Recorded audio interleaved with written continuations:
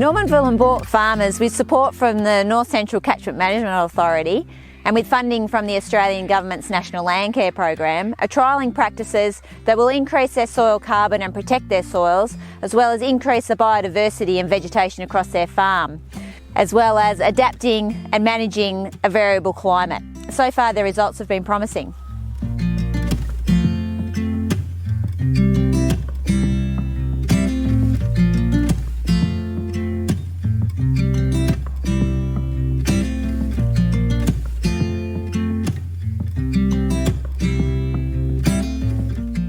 We farm about 2,500 hectares in an area just north of Boort. It's predominantly dry land, but we do have an area of irrigation country that's eligible to be flood irrigated.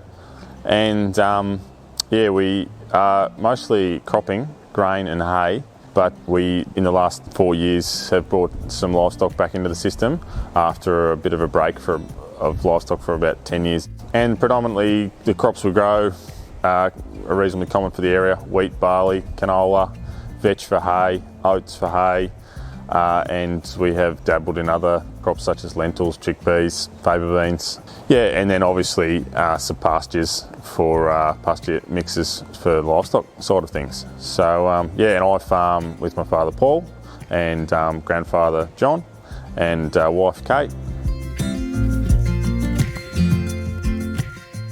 So our farm's at Normanville in Victoria, and we sort of run a mixed cropping farm with a mixture of livestock and grain and hay crops. So we try and have probably 25 to 30% of the farm into a legume.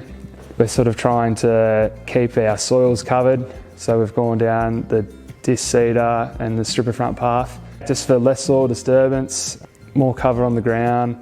We've run a mixture of livestock as well, so some sheep just to run on the irrigated pastures and over the cropping paddocks over the summer. We found they're a good diverse income, and they seem to help break down the residue and trample some of the residue down so that it can be broken down faster. Family's been here for 130 years or something like that, so we've been farming, cropping and grazing cattle for a fair amount of that time too. Yeah, so with this year we've jumped in and had a go at the multi-species planting, so just to see how it goes and see if it'd be a good fit for us.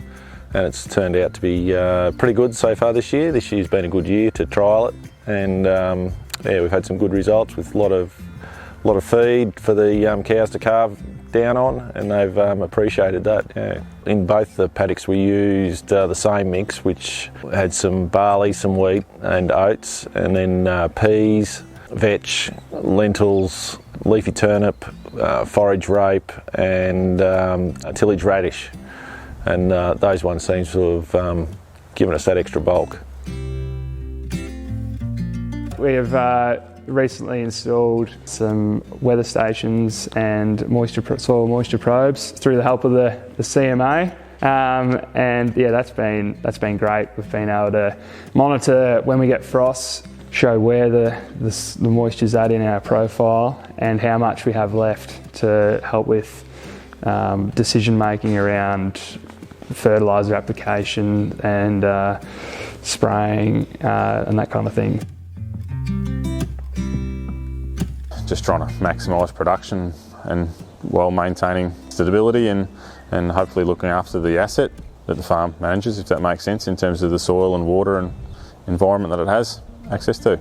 A few concepts in the regenerative agriculture popped up is, are you more sort of trying to work a bit with nature or work a bit more with what's naturally occurring, I suppose, in the environment? So that sort of led down the path of introducing some livestock as a means of extra diversity. It's just having a bit of a play with some ideas at this stage with mixed species and introducing things like tillage radish, giant turnip and grazing canolas and a few other things, and some mix of clovers and whatnot that might have a different root matter or different livestock growth cycle than what we're commonly growing. So yeah, that was the concept there, if that makes sense, and just to see what can be achieved. I think they were pretty content when they, especially when they moved into the paddock. They had plenty of feed in front of them, so they took a while. They sort of started on the self-sown barley and then got a taste for the rest of it and mowed it down. So I guess more diverse crops for the sheep, so they have a bit of a mixture rather than just a straight cereal or a legume, just to try and get some diverse feed and nutrition and roots in the soil, I guess. Plenty of worm activity and fungi growing on the decaying straw and that kind of things. And probably the diverse range of flowering of the crops. Some seem to go reproductive quicker than others, which seems to help to keep the beneficial insects and that kind of thing intact, which is sort of what I noticed at the moment. So we're trying to reduce our insecticide use, maybe just try and get a pasture rotation back into the system on a couple of paddocks and rotate them around, just to try and help with some of the soil structure issues we're having with the continuous cropping. So we're using some paddocks that might not be very efficient in cropping, and we've sown them to some mixed species pastures for a couple of years in a row, and basically try and avoid going in that paddock with any form of machinery in terms of spraying or anything like that, and just sort of like letting it do its own thing, if that makes sense. So sowing it with some starter fertiliser, and then trying to avoid coming back with any input, and sort of let it take its course and use it as a grazing option. We've been using a bit of guano and that kind of thing, which has been good so far. Just a bit more of a slow release phosphorus, and doesn't give the crop a huge boost at the start, but hopefully might just keep ticking away through the season and a little bit there for the next year. So we also tried some manure on a couple of paddocks, or chicken manure, to try and, I guess, reduce our need for synthetic nitrogen. Like, one of the benefits of the grazing operation, I mean, you can generally try and sow as early as you can. You're not worried about the frost at the other end, and you're just trying to produce some biomass, I guess. So you can use a multiple of species, and you might find an early start suits one, or that soil type doesn't suit that, but there might be a few other species in the mix that do. Normanville Farm Advancement Group is our local cropping group. That's been good to explore these new ideas, I guess, try and implement them on a smaller scale and see what works and what doesn't work, and then sort of talk about it with the neighbours, and from all the data and observations we collect, we can see what works in our area.